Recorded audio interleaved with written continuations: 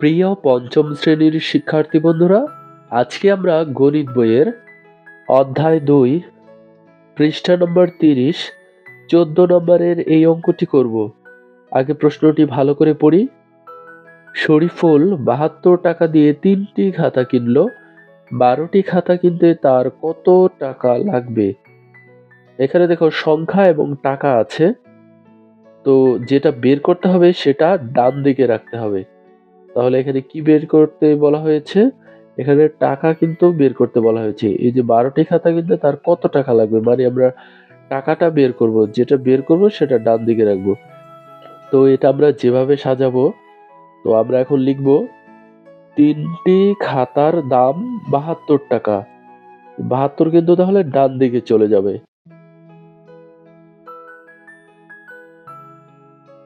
৩টি খাতার দাম ৭২ টাকা। দেখো টাকাটা কিন্তু আমরা ডান দিকে রাখলাম। তো ৩টি খাতার দাম যেহেতু ৭২ টাকা, একটি খাতার দাম কত হবে?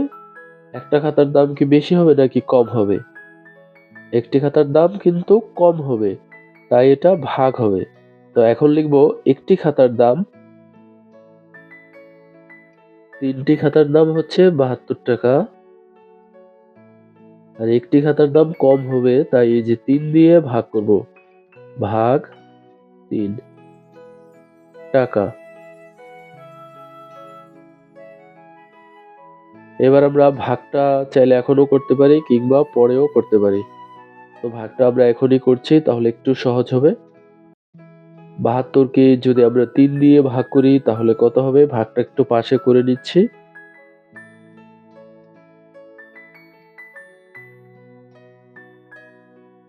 ৩ দ্বিগুণে ৬, বিয়োগ করাতে হলো ১, ২ কেটে আনলাম, ৩ একে ৩, ৩ দ্বিগুণে ৬, ৩ তিরিকে ৯, ৩ চারে ১২, ৩ চারে ১২, ভাগ করাতে হলো ২৪, ২৪ টাকা। তো একটি খাতার দাম আমরা পেয়ে গেলাম ২৪ টাকা। তো এখানে প্রশ্ন ছিল ১২টি খাতা কিনতে তার কত টাকা লাগবে? তো একটি খাতার দাম যেহেতু আমরা পেয়ে গেছি, একটি খাতার দাম হচ্ছে ২৪ টাকা। ১২টি খাতার দাম কি কম হবে নাকি বেশি হবে? ১২টি খাতার দাম কিন্তু বেশি হবে, তাই এটা গুণ হবে। এখন আমরা লিখব ১২টি খাতার দাম, ১২টি খাতার দাম। একটি খাতার দাম কত? ২৪। এবার ১২টি খাতার দাম কি কম টাকা না বেশি টাকা হবে? ১২টি খাতার দাম কিন্তু বেশি টাকা হবে। বেশি হলে গুণ, গুণ ১২ টাকা। এবার ২৪ আর ১২ এটা আমরা গুণ করব। গুণটা একটু পাশে করে নিচ্ছি। ২৪ আর ১২ গুণ করাতে হলো ২৮৮। ২৮৮ টাকা। তাহলে ১২টি খাতার দাম হলো ২৮৮ টাকা। এবার আমরা লিখব ১২টি খাতা কিনতে তার কত টাকা লাগবে? এই জায়গায় লিখব ১২টি খাতা কিনতে তার ২৮৮ টাকা লাগবে। ১২টি খাতা কিনতে ২৮৮ টাকা লাগবে। উত্তর ২৮৮ টাকা। আশা করি ১৪ নম্বর অঙ্কটি ভালোভাবে বুঝতে পেরেছ। এবার আমরা ১৫ নম্বরের অঙ্কটি করব। ১৫ নম্বরের অঙ্কটি হচ্ছে ১৬ জন শ্রমিক ৭ দিনে একটি দেয়াল নির্মাণ করে। এখানে ২টা প্রশ্ন দেওয়া আছে। এই ২টা প্রশ্নর আমরা সমাধান করব। ক নম্বরে হচ্ছে ৪ জন শ্রমিক ওই দেয়ালটি নির্মাণ করতে কতদিন লাগবে? খ নম্বরে হচ্ছে দেয়ালটি ২ দিনে নির্মাণ করতে অতিরিক্ত কতজন শ্রমিক লাগবে? তো এখানে যেহেতু কত দিন লাগবে মানে দিন বের করতে বলেছে, তাই দিনটা আমরা ডান দিকে রাখবো। যাই হোক, প্রথমে আমরা লিখছি ১৬ জন শ্রমিক দেয়াল নির্মাণ করে ৭ দিনে।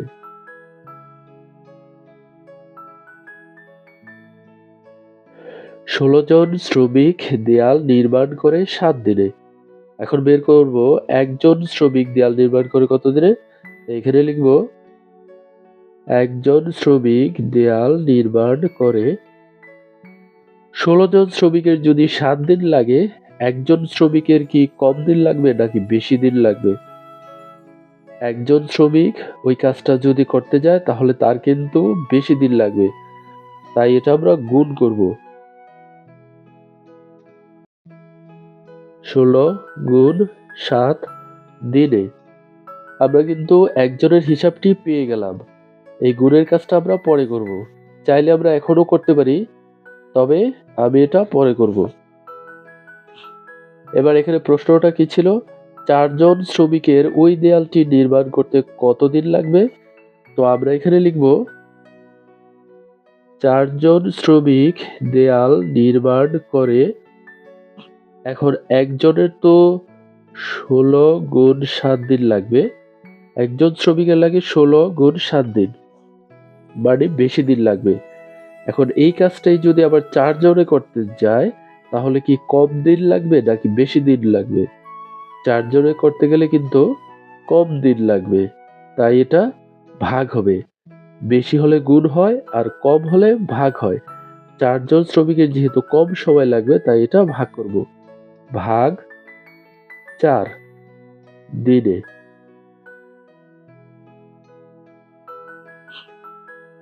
এবার গুণ ও ভাগের মধ্যে যেটা বাম দিকে থাকবে সেই কাজটি আগে করতে হবে। তো আমরা এই যে এই কাজটি আগে করব। ১৬ গুণ ৭, এই গুণটা করব।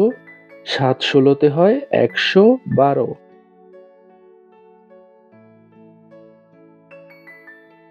৭ ১৬তে ১১২ ভাগ ৪ দিনে। এবার ১১২কে ৪ দিয়ে ভাগ করব। ভাগটা একটু পাশে করে নিচ্ছি। ১১২কে ৪ দিয়ে ভাগ করাতে হলো ২৮। আমরা লিখব ২৮ দিনে।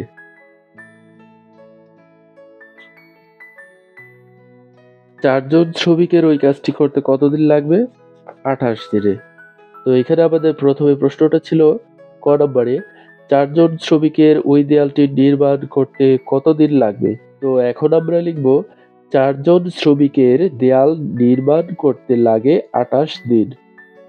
তো এখন আমরা লিখব ৪ জন শ্রমিকের দেয়াল নির্মাণ করতে ২৮ দিন লাগবে।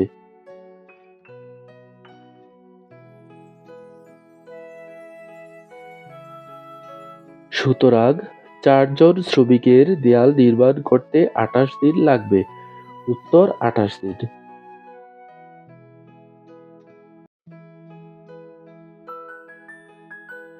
১৫র ক নাম্বারটি কিন্তু শেষ। এবার আমরা খ নাম্বারটি করব। খ নম্বরে দেয়ালটি ২ দিনে নির্মাণ করতে অতিরিক্ত কতজন শ্রমিক লাগবে?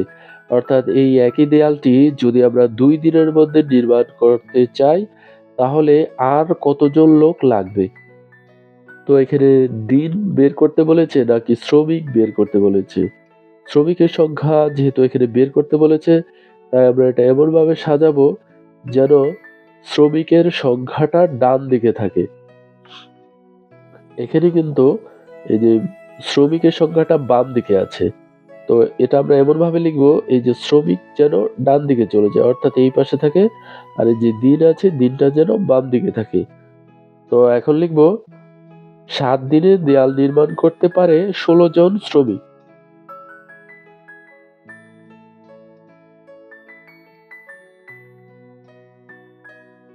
৭ দিনে দেয়ালটি নির্মাণ করতে পারে ১৬ জন শ্রমিক।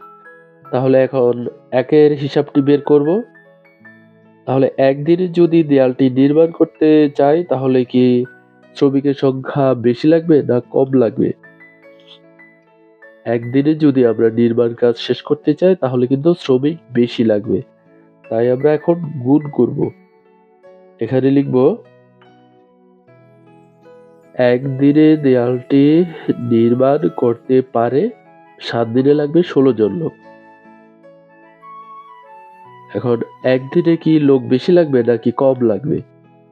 একদিনে যদি দেয়ালটি নির্মাণ কাজ শেষ করতে চায় তাহলে কিন্তু বেশি লোক লাগবে। তাই এটা গুণ করতে হবে। ১৬ গুণ ৭ জন শ্রমিক। গুণ অঙ্কটা কিন্তু চাইলে এখনই করতে পারো, তবে আমি এখন করছি না। এটা পরে একবারে করব। যাই হোক, আমরা একের হিসাবটা কিন্তু বের করলাম। এবার আমাদের প্রশ্নটা কি ছিল? প্রশ্নটি ছিল, দেয়ালটি 2 দিনে নির্মাণ করতে অতিরিক্ত কতজন শ্রমিক লাগবে? তাহলে 2 দিনে দেয়ালটি নির্মাণ করতে আসলে কতজন লোক লাগবে এটা বের করব। তো এখন আমরা লিখব 2 দিনে দেয়ালটি নির্মাণ করতে পারে। তাহলে একদিনে যদি করতে যাই তাহলে শ্রমিক লাগবে যে 16 গুণ 7 জন। এখন 2 দিনে যদি করতে যাই তাহলে শ্রমিক কি কম লাগবে নাকি বেশি লাগবে? 2 দিনে করতে চাইলে কম লাগবে, তাই ভাগ 2 জন শ্রমিক। এবার ভাগ ও গুণের মধ্যে যেটা বাম দিকে আছে সে কাজটি আগে করব। 7 ষোলো 112 ভাগ 2 জন শ্রমিক। এবার 112কে যদি 2 দিয়ে ভাগ করি, 2 দিয়ে ভাগ করলে হবে 56। যদি না পারো ভাগটা আলাদা জায়গায় করে নেবে। 56 জন শ্রমিক। এখন 2 দিনে যদি দেয়ালটি নির্মাণ করতে চাই তাহলে লাগবে 56 জন শ্রমিক। তাহলে অতিরিক্ত কতজন বেশি লোক লাগছে? প্রথমে লেগেছে 16 জন শ্রমিক, এখন কিন্তু লাগছে 56 জন শ্রমিক। তাহলে কতজন বেশি লাগলো? এটা কিন্তু আমরা বিয়োগ করলে পেয়ে যাব। তাই এখন আমরা লিখব দেয়ালটি নির্মাণ করতে অতিরিক্ত শ্রমিক লাগবে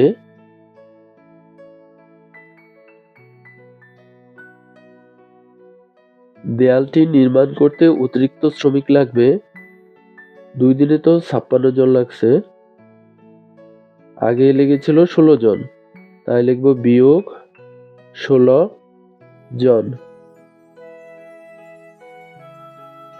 তাহলে 56 থেকে যদি 16 বাদ দেই তাহলে হবে 0 4 40 জন। তাহলে কি হলো? সুতরাং দেয়ালটি নির্মাণ করতে অতিরিক্ত শ্রমিক লাগবে 40 জন। উত্তর 40 জন। আশা করি বুঝতে পেরেছ।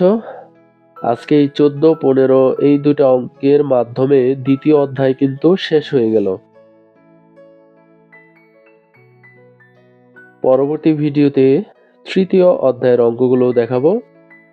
তো আজকের মতো এ পর্যন্তই। পরবর্তী ভিডিও পেতে চ্যানেলটি সাবস্ক্রাইব করে পাশে থাকা বেল আইকনটি বাজিয়ে দিও। ধন্যবাদ।